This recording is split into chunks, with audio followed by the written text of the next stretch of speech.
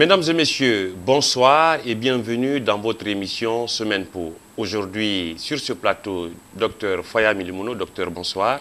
Bonsoir, comment allez-vous? Très bien, merci. Avec Dr Faya, nous allons parler naturellement du bloc libéral, le BL, dont il est le président, de la nouvelle CENI et éventuellement de l'opérateur de saisie Oué, Marc et Sabari.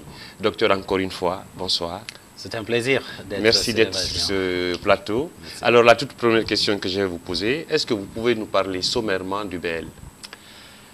Le futur parti BL, parce qu'encore une fois, il faut dire, depuis le 21 septembre, nous avons soumis les dossiers de ce parti au niveau du ministère de l'administration du territoire. Nous sommes en train de faire le suivi. Même demain, je vais être là. Le BL, c'est un nouveau rêve pour la Guinée. Parce que ce pays a besoin de prendre complètement une autre direction. Nous avons besoin d'unir les Guinéens. Il y a tellement de pactes entre les Guinéens, entre les communautés guinéennes, les régions de ce pays, que lorsque nous voyons la décomposition du pays aujourd'hui, comme ça se fait, ça doit faire mal. Alors donc, il faut qu'on donne une autre façon de faire la politique dans notre pays, et le BL est effectivement venu pour donner cette nouvelle direction. Le BL a pour objectif premier donc d'unir les Guinéens. Promouvoir la justice dans notre pays. On ne peut pas rêver à avoir la paix dans un pays lorsqu'il n'y a pas de justice. Or, dans notre pays, il n'y a pas de justice, il faut le dire, malgré le fait que la devise de notre pays, depuis 1958, c'est travail, justice et solidarité. Il n'y a pas de travail, ça c'est connu, parce que nous avons aujourd'hui quel est le pourcentage de jeunes qui sont au travail. Vous rencontrez 100 jeunes diplômés, 90 vous diront ils sont sans emploi. Ça, c'est un scandale. L'injustice bat son record dans notre pays. Les gens sont enfermés pour des choses qu'on leur reproche sans leur donner aucune preuve. Il faut qu'on travaille à faire travailler la justice dans notre pays pour qu'il y ait véritablement de la justice comme les pères fondateurs de ce pays l'ont rêvé. La solidarité, il faut qu'elle soit organisée. Il y a trop de misère aujourd'hui dans notre pays. Ceux qui gèrent la chose publique en font une chose privée. Finalement, les détournements continuent de plus belle, la corruption continue de plus belle, et cela prive, n'est-ce pas, le bonheur dû à la majorité du peuple de Guinée. Ce n'est pas une façon d'être solidaire. Alors, le bloc libéral vient pour faire face à ces problèmes-là. Le bloc libéral, c'est également une gouvernance complètement réinventée. Nous sommes encore comme une colonie. Le président de la République qui est à Conakry, c'est comme le gouverneur général, avec les préfets, les gouverneurs et les sous-préfets à l'intérieur, comme les commandants de cercle d'alors. Ils continuent à semer, n'est-ce pas, la désolation. Ils ne doivent rien à la population. Et donc, ils font du n'importe quoi.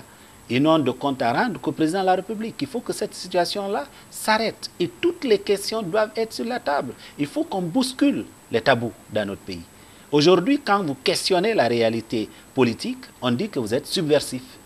Vous êtes contre-révolutionnaire, vous n'êtes pas patriote, vous êtes de la 5e colonne. Il faut que tout ça s'arrête. Quelque part, les Guinéens ont besoin de se poser des questions sur leur vie. Et le bloc veut effectivement apporter cela.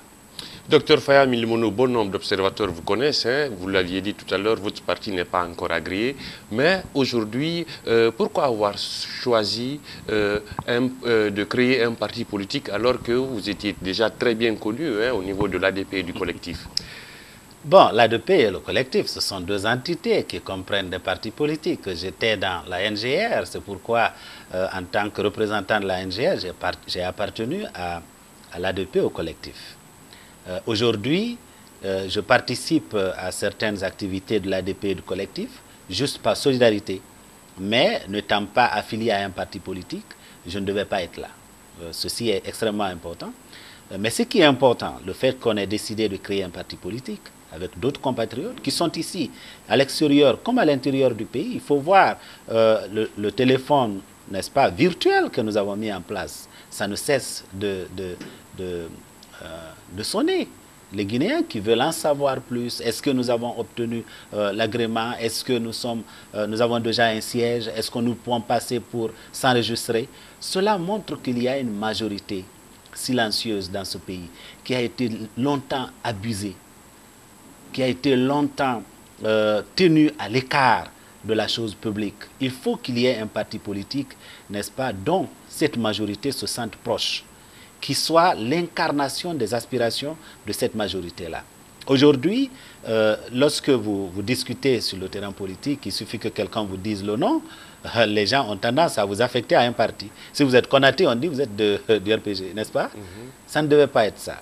Si vous êtes Diallo, on dit vous êtes du FDG. Non, ça ne devait pas être ça.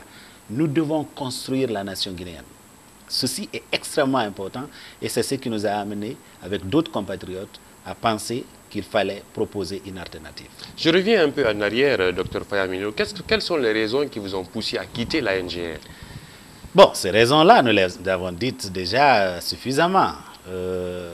C'est une question de valeur, c'est une question de principe. Sinon, personnellement, Abessila, c'est un frère et ami. Nous continuons à avoir de bonnes relations.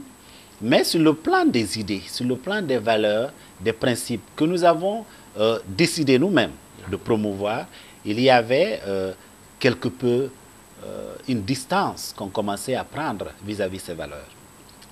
Je vous en donnerai un exemple. Lorsque, lors du séjour du président de la NGR, ici à Conakry, j'ai eu le dîner avec lui, nous avons discuté de l'activité qui allait se passer le lendemain matin, c'était à la Maison de la Presse.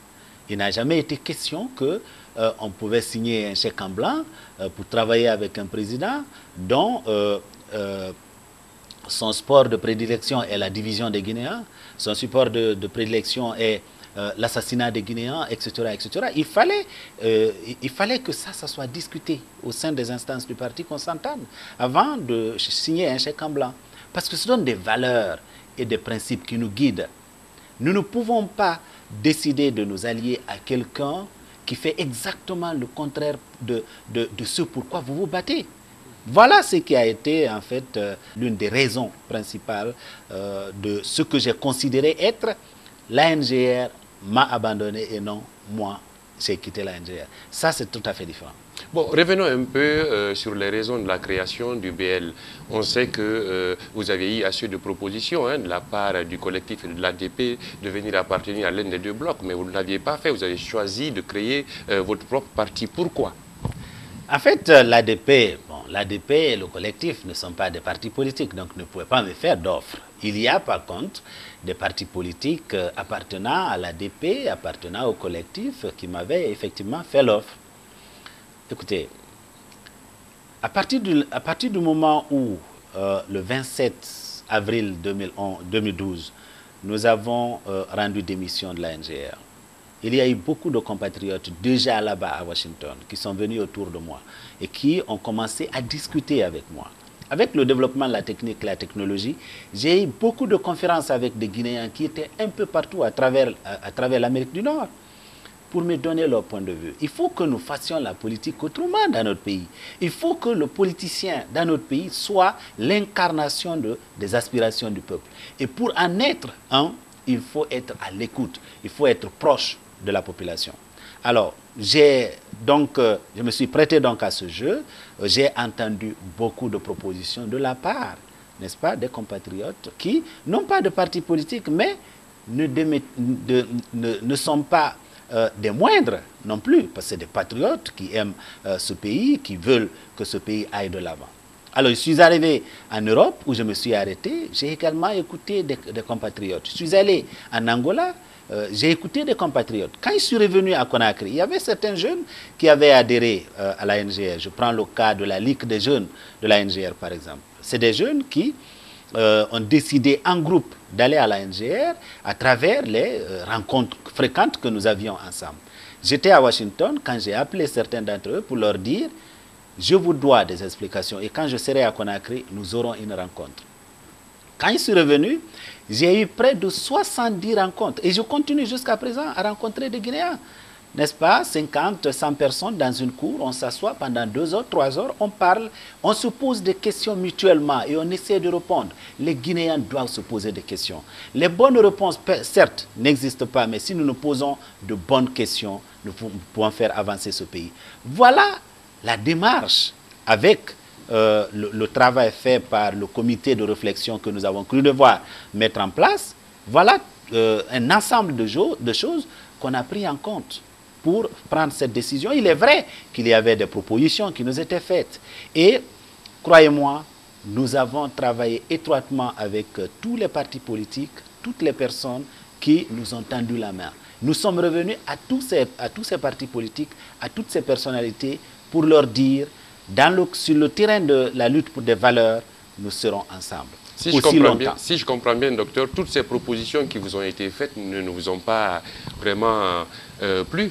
Dès lors que la démarche a commencé par, si vous voulez, des centaines de milliers de personnes déjà aux États-Unis, en Europe, un peu partout où je suis passé, la jeunesse en Guinée. Vous savez, il y a une chose que beaucoup de gens ne comprennent pas encore, mais il y a une véritable révolution qui se prépare de façon douce.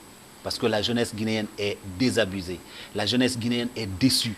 Elle est aujourd'hui abandonnée. Il faut voir l'horizon s'assombrir tous les jours devant elle. Elle veut prendre ses responsabilités. Il faut qu'il y ait un leader qui incarne les aspirations de cette jeunesse.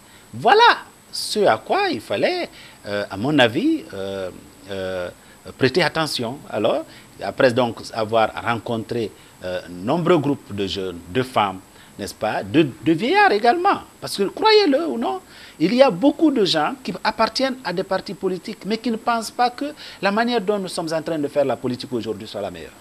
Une fois que votre parti aura son agrément, à quel bord politique alliez-vous être vraiment... Ça, c'est le bloc qui va le décider. Vous savez, je suis très, très attaché aux valeurs démocrates.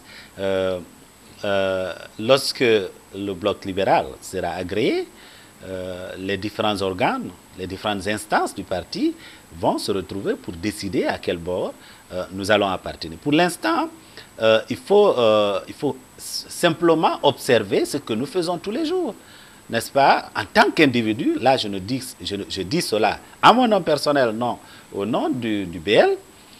Pour l'instant, ce qui a été défendu par l'ADP et le collectif depuis bientôt 2 ans, j'ai été au cœur de tout ça. Et je continuerai à défendre ça jusqu'à ce qu'il y ait des élections propres, jusqu'à ce que la démocratie se vive dans notre pays, l'état de droit s'installe.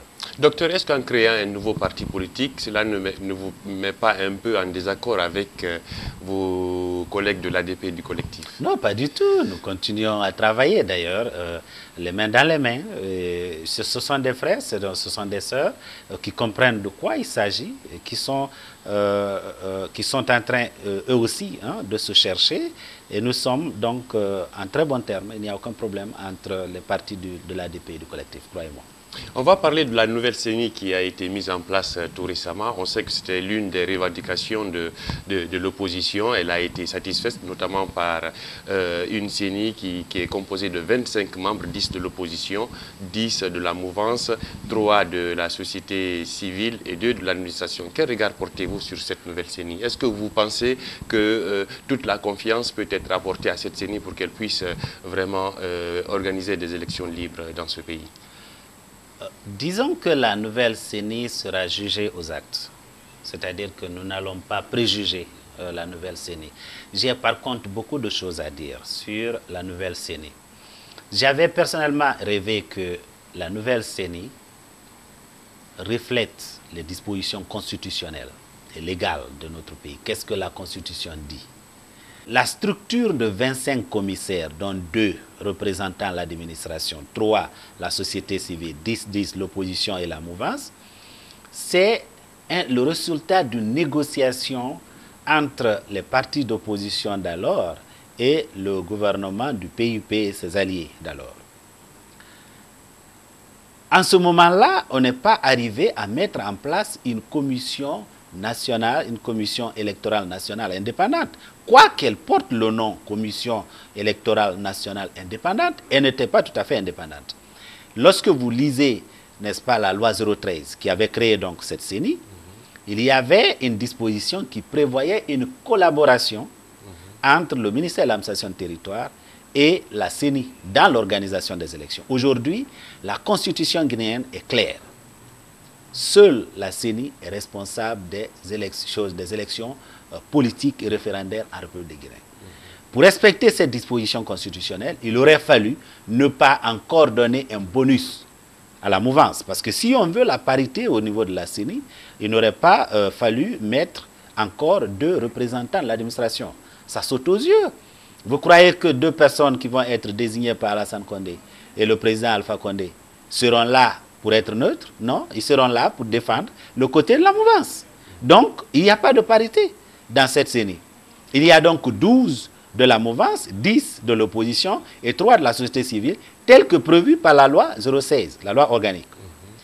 Mais même à ce niveau-là, l'habitude dans notre pays à l'oreille très très dure, les gens ne se débarrassent pas, si vous voulez, facilement des mauvaises habitudes. On a l'impression que la loi dans notre pays est un encombrement. C'est-à-dire? Un encombrement parce que c'est quelque chose qui nous empêche de faire ce que nous voulons faire. Il faut le pousser. C'est un encombrement qu'il faut faire tomber.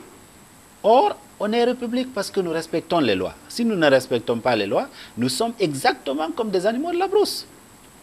Alors, de quoi il s'agit? C'est un décret présidentiel. Le président de la République a autour de lui des gens compétents, des techniciens, qui auraient pu attirer son attention sur le fait que la loi 016 prévoit 10 de la mouvance, 10 de l'opposition.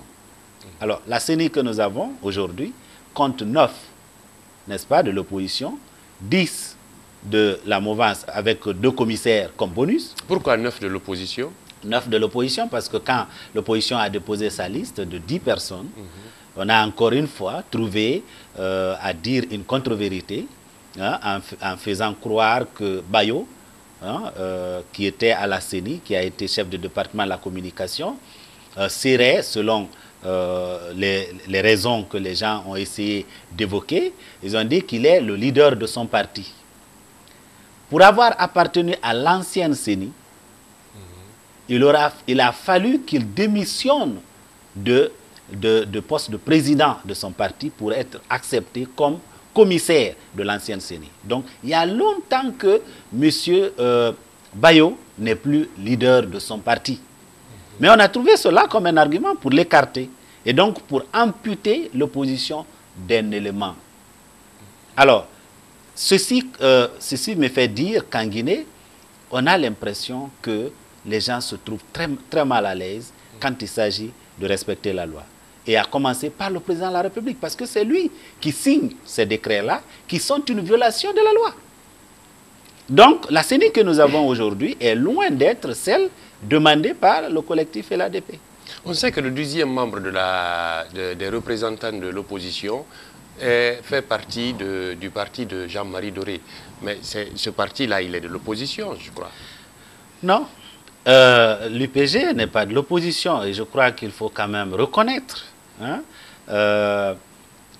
l'honnêteté du Premier ministre Jean-Marie Doré qui l'a dit et répété sur tous les médias qu'il n'appartient pas à l'opposition, il n'appartient pas à la mouvance, il est du centre. Il se trouve que le centre, pour l'instant, le centre peut peut-être exister un jour dans notre pays, mais pour l'instant, le centre n'existe pas. Et dans la Constitution guinéenne, et dans les lois de la République, on ne prévoit le centre.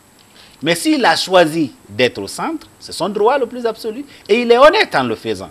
Lui, il a demandé plutôt que la loi soit changée pour qu'on prévoie, n'est-ce pas, la position des centristes.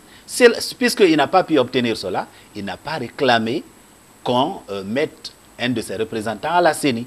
Aujourd'hui, pour autant, à la faveur d'une conférence de presse qu'il a tenue au siège de son parti, il a dit que le fait que son représentant soit à la CENI est une faveur non seulement pour l'opposition, mais aussi pour la mouvance présidentielle. Comment analysez-vous cela?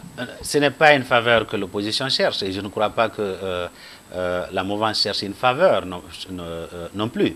C'est-à-dire que la question qui se pose ici, est-ce que nous sommes une république qui doit respecter ses propres lois? Écoutez, même s'il s'agit de donner à manger à quelqu'un, si ce acte est illégal dans un pays, le président de la République doit se réserver de le réaliser. Voilà le problème. Là, je ne suis pas d'accord avec mon frère Jean-Marie quand il dit c'est une faveur. Non, ce n'est pas une question de faveur, c'est une question du respect des lois. Et dans le cas présent, il y a eu bien violation de la loi. Il n'y a pas de centriste dans notre République d'aujourd'hui. Ce n'est pas légalement reconnu dans notre pays. Donc vous pensez que le décret portant création de la CENI est contraire à la loi?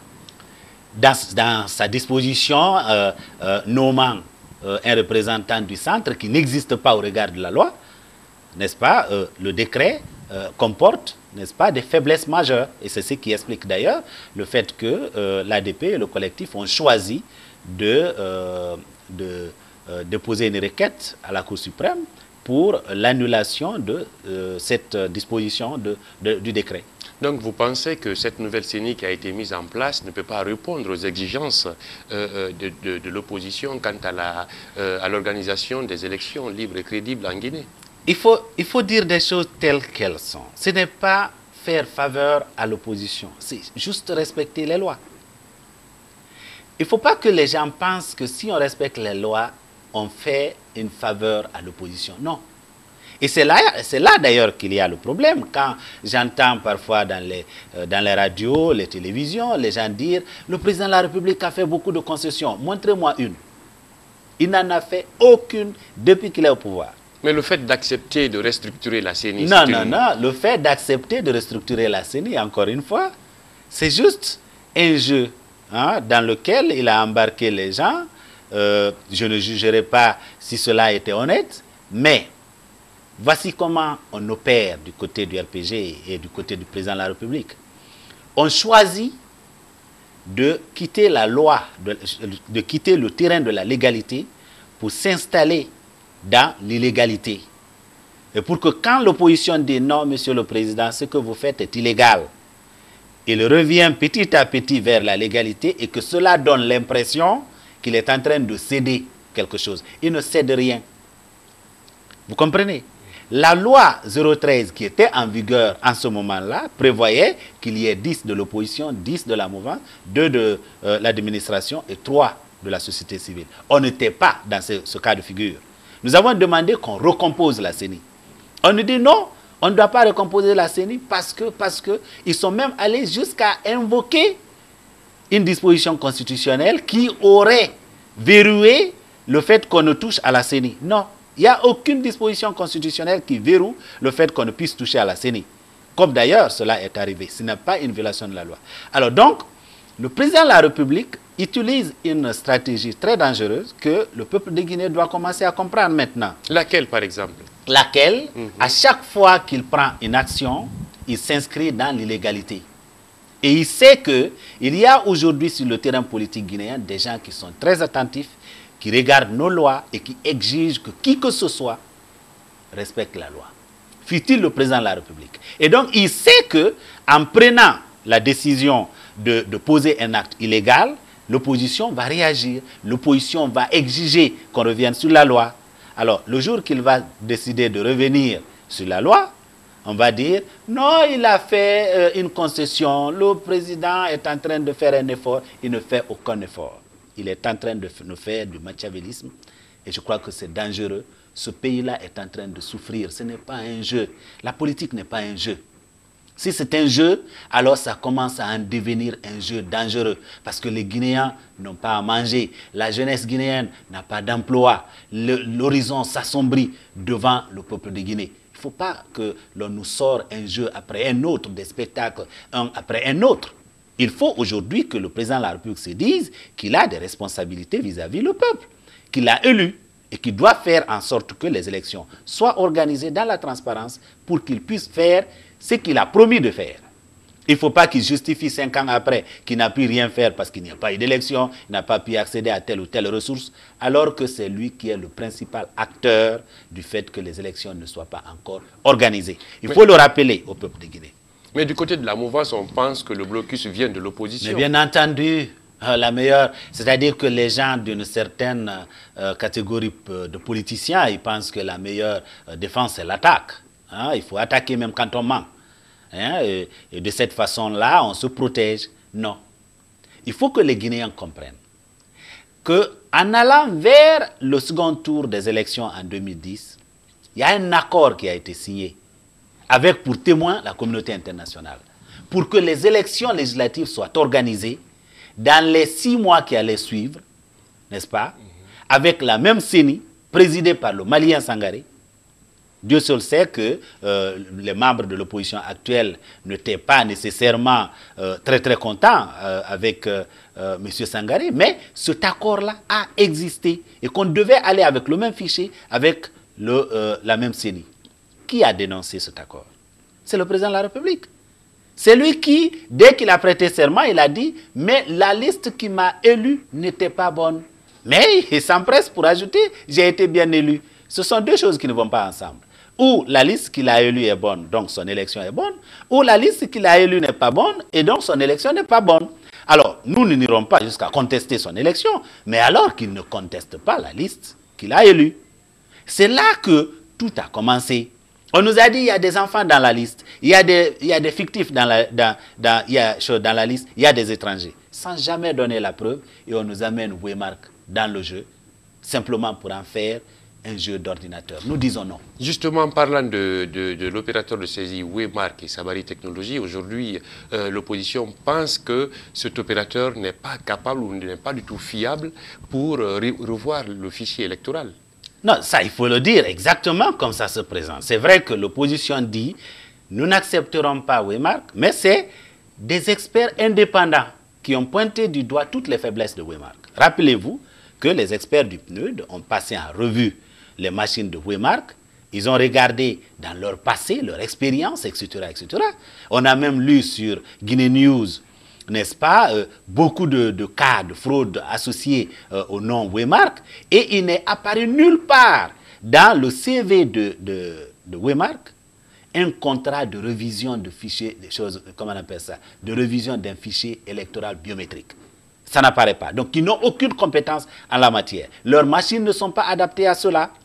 Mais malgré tout, puisque c'est peut-être la seule société qui peut accepter de venir faire du n'importe quoi en Guinée, parce que jusqu'à aujourd'hui, après le dernier passage, vous vous rappelez que le week-end dernier, il y avait un représentant de l'OIF ici. Quand ils ont pointé du doigt 20 faiblesses, ils sont venus vérifier, ils ont trouvé qu'aucune de ces faiblesses n'a été réparée. Mais pourtant, bon nombre d'observateurs pensent que Waymark a fait ses preuves ailleurs en Afrique. Où? Nulle part. Et nulle part. C'est une société sud-africaine, mais tenez-vous bien. Si nous avons aujourd'hui une bonne société qui fait vraiment un travail professionnel, pourquoi on irait chercher une autre société? Mais concrètement, docteur, qu'est-ce que l'opposition reproche à Waymark? Waymark est d'abord arrivé ici de façon illégale. Lorsque un opérateur sérieux embarque dans une démarche comme ça veut dire qu'il n'est pas sérieux. On sait dans notre pays que pour offrir un marché de plus de 20 millions de francs guinéens, il faut faire un appel d'offres. Par ailleurs, l'opérateur qui a fait le premier fichier, la SAGEM, comment la SAGEM a été choisie? C'est un appel d'offres international. Fait en bonne et due forme, dans la transparence. On a choisi. Ce n'était pas Sidia Touré qui était le Premier ministre, encore moins Cellou Dalein ou Lansana Kouyaté. Personne de tous ceux-là qui sont aujourd'hui face à face n'était aux commandes. C'était le PIP, je crois que c'était le CNDD. Alors, ils ont fait le travail. Il y a au moins 3 800 000 qui ont été régulièrement recensés. Pourquoi on ne resterait pas avec cela? Parce que ce qui a été utilisé comme argent, des millions d'euros, c'est l'argent du contribuable guinéen, même si c'est un don que nous avons eu de nos partenaires étrangers. Il faut respecter l'effort de ces partenaires étrangers parce que ce sont leurs compatriotes qui travaillent, qui payent des taxes, des impôts. Si on nous donne de l'argent, c'est la sueur de quelqu'un. On ne peut pas simplement mettre ça à la poubelle. Ce n'est pas une manière de considérer ses relations avec ses partenaires. Docteur, donc vous pensez que tant que cette affaire d'opérateur de saisie n'a pas été réglée, on ne peut pas aller aux législatives? Nous l'avons dit clairement, nous voulons qu'il y ait des élections libres et transparentes. Il se trouve que Waymark a tellement de faiblesses et elle est arrivée ici illégalement et on nous a toujours menti sur le sort, sur le cas Waymark, que si nous voulons des élections propres, des élections transparentes, n'est-ce pas, dans lesquelles les Guinéens vont pour une fois s'exprimer pour choisir leurs représentants à l'Assemblée. Parce que, ce que je vais vous dire, mon frère, ça fait 54 ans que nous sommes indépendants. Les dictatures dans notre pays, c'est la chose, si vous voulez, si on pouvait être développé parce qu'on a été dirigé par des dictateurs, on serait le pays le plus développé. Pourquoi il y a eu la dictature? Parce que dans notre dispositif, n'est-ce pas, nous avons un pouvoir législatif, un pouvoir judiciaire et un pouvoir exécutif. Mais le pouvoir législatif qui a pour rôle, entre autres, le contrôle de l'action du gouvernement, n'a jamais véritablement été une assemblée. Parce que c'est des gens qui sont nommés par le président de la République.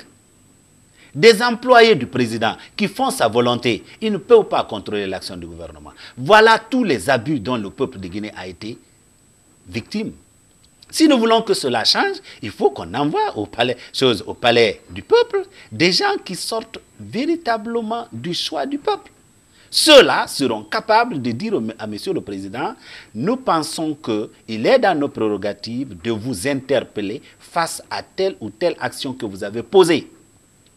S'il y avait aujourd'hui une assemblée en place représentant le peuple de Guinée, croyez-vous qu'on serait en train d'oublier le fait que dans la nuit du 3 au 4 août, on est allé assassiner 6 personnes à Zogota? Non, pas du tout. Donc, si nous voulons que l'action du gouvernement soit contrôlée dans ce pays, il faut envoyer à la CENI, il faut envoyer au Parlement des gens qui sont l'émanation du choix du peuple. Or, c'est ce que le président ne veut pas. Parce que s'il y a des gens à un esprit indépendant qui ne sont loyaux qu'à la République, parce que c'est en Guinée que l'on entend les gens dire qu'il faut être loyal au président. On n'a pas à être loyal au président de la République. On doit être loyal à la République. Il y a aussi que, docteur, aujourd'hui, dans certaines préfectures, il y a beaucoup de préfets qui ont été révoqués parce que, justement, c'est des préfets qui appartiennent à l'opposition. Et dans d'autres circonscriptions, les préfets font tout pour vraiment, comment on appelle ça, amener la population aux idéaux du parti en place. Que pensez-vous de ça? C'est l'incompétence, hein, parce que d'abord, les gens pensent que quand on est préfet, on est là pour faire la volonté du président. Encore une fois, les gens pensent qu'il faut être loyal à un individu. Mais le préfet, le représentant à la base du président de la République. Non, il est le représentant de l'État. De l'État, c'est tout à fait différent.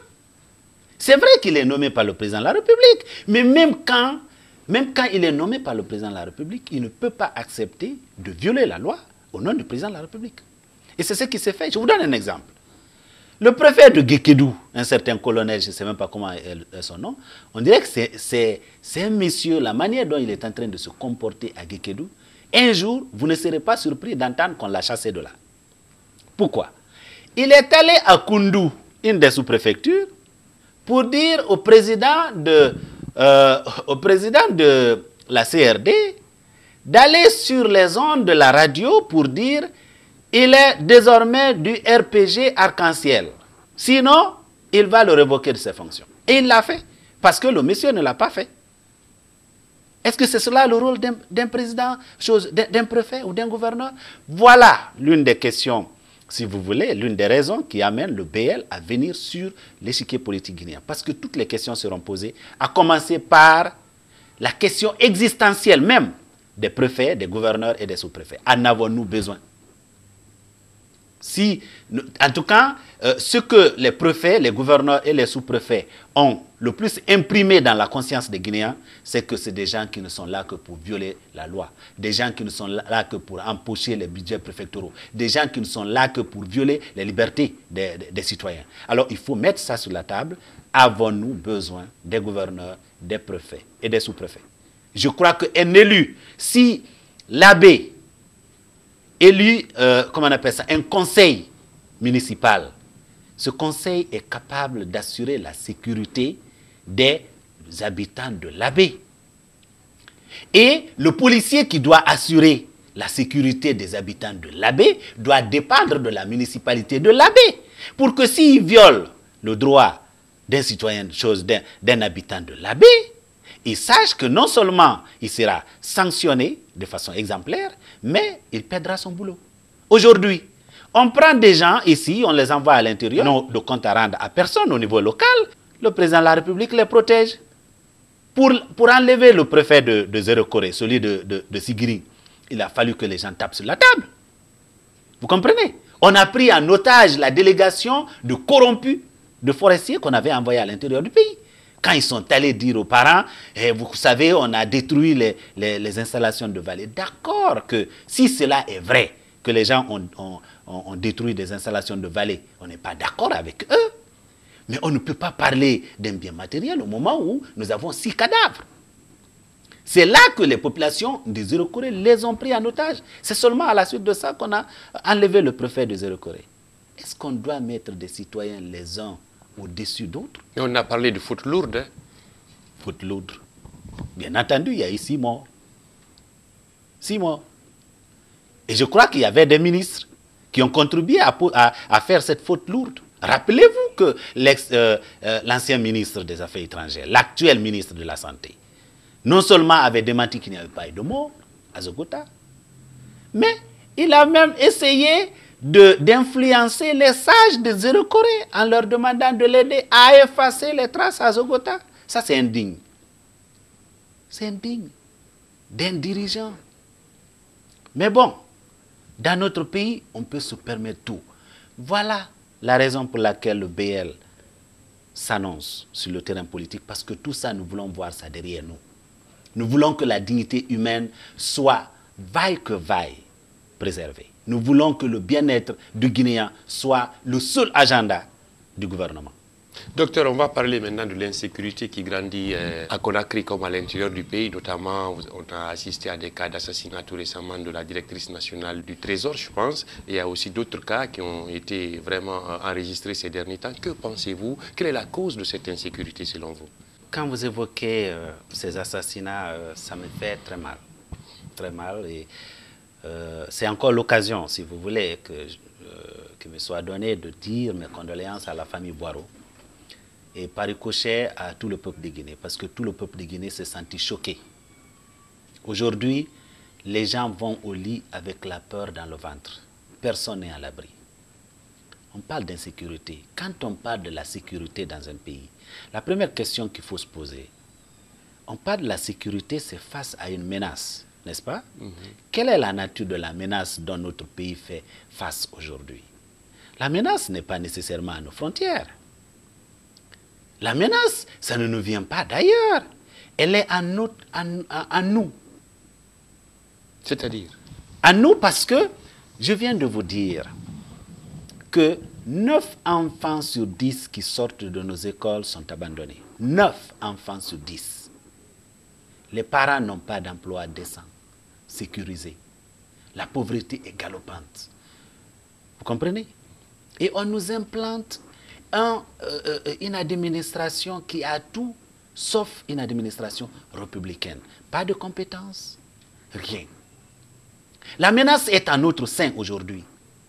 Parce que les gens sont en train de perdre tous les jours l'espoir en l'avenir. Et les jeunes deviennent de plus en plus nerveux.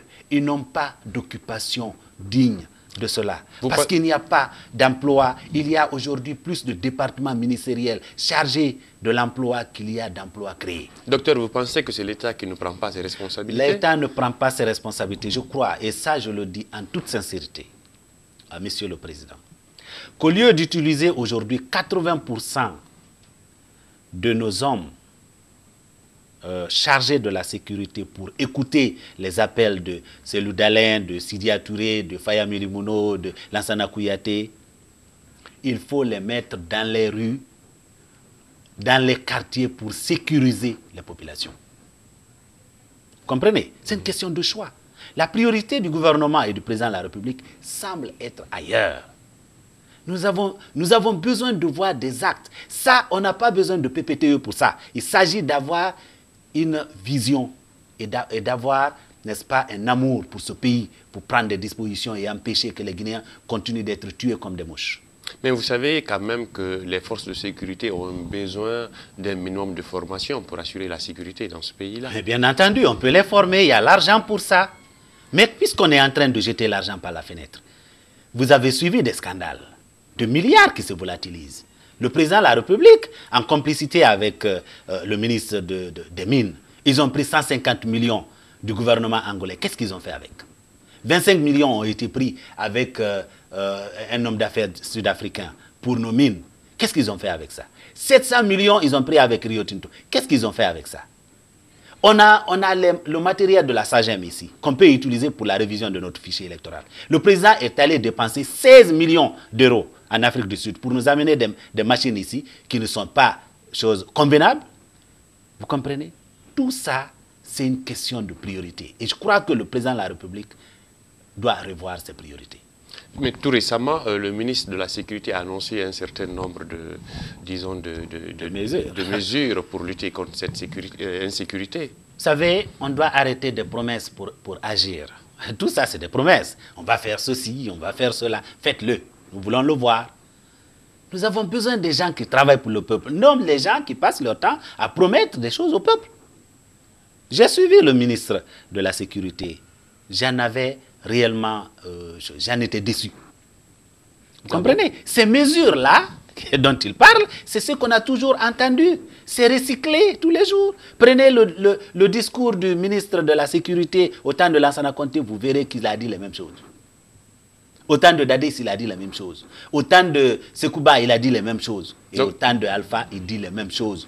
Il faut les faire si c'est vrai qu'il pense au bonheur du peuple de Guinée. Il pense à la préservation de la dignité du Guinéen. Ils doivent se mettre au boulot. Encore une fois, il faut qu'ils aient des priorités claires. Donc vous pensez que les propos du ministre ne sont pas rassurants? Non, ce n'est pas rassurant. Dans la mesure où nous voyons, nous continuons à déplorer la mort de nos compatriotes. Mais pourtant, celle qui est morte ne devait pas mourir. Mais pourtant, Madame Boiro ne devait pas mourir. Mais pourtant, des patrouilles sont organisées aujourd'hui pour lutter contre cette insécurité. Oui, les patrouilles sont organisées, c'est pour prendre des innocents et les envoyer au commissariat, les rançonner, etc., etc. Si l'information se vérifie, on vient de m'apprendre ce matin que le père de Zakaria Diallo, qui a été abattu par les hommes en uniforme, c'était le 3 avril 2011, aurait été raflé à 13 h. Et il est aujourd'hui quelque part dans un commissariat, peut-être en train d'être torturé. Écoutez, il faut qu'on change ces choses. Il faut qu'on se rende compte que les Guinéens ont le droit de vivre en paix, en sécurité. Alors, docteur, revenons un peu à la CENI. Vous pensez que si toutefois l'opérateur de saisie Waymark et Sabari Technologies, si cet opérateur n'est pas changé, on n'ira pas aux élections? Non, on n'ira pas aux élections, ça c'est au moins clair, parce que l'opérateur, vous savez, la question du fichier électoral doit être abordée avec beaucoup plus de sérieux. Rappelez-vous qu'en Côte d'Ivoire, on a eu des problèmes parce qu'on a joué avec le fichier électoral. Il ne faut pas donc aller sur ce terrain en Guinée. Vous comprenez? Si nous voulons la paix dans notre pays, on ne doit pas blaguer avec le fichier électoral. Et la dernière question, c'est-à-dire que pour l'opposition, et Waymark et Sabari Technologies doivent s'en aller. Maintenant, la question, encore une fois, quand je dis, le président de la République commence d'abord par violer la loi, et après, quand il revient sur ce que la loi a dit, on dit qu'il a fait une concession. Alors là, on nous dit, les Guinéens de l'étranger ne doivent pas voter. C'est illégal de le dire. Les Guinéens de l'étranger ont le droit de voter. Alors si demain on dit, bon, les Guinéens de l'étranger n'ont qu'à voter, les gens vont dire, le président a fait une concession. Non, ça n'est pas une. Docteur, merci d'avoir accepté d'être sur ce plateau et d'avoir accepté de répondre à nos questions. C'est moi qui vous remercie. C'est toujours un plaisir pour moi d'être sur le plateau de Évasion. Mesdames et messieurs, c'était tout pour Semaine Po. Merci de nous avoir suivis et à la semaine prochaine.